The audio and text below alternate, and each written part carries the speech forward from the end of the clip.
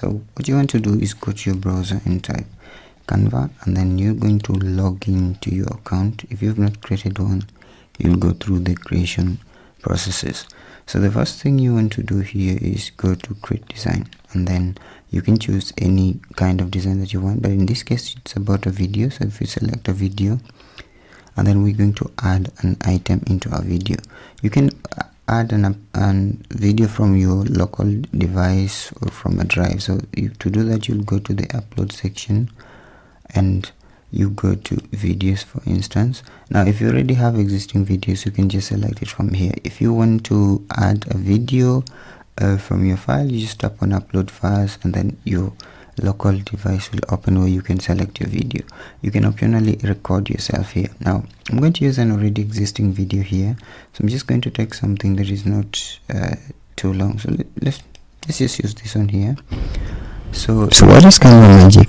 So if I play that, you notice that it is too high. So what I want to do in this case, I want to go to the volume button on the top right hand side and click on it, and then I want to drop it. Let's just take it back up to like 50%. So if I replay this, Canva magic is you notice that the volume is slightly low. So let me reduce it further. So you notice that it is dropping really fast. So in cases where your video volume is slightly too low, you can increase it until a level where you feel comfortable.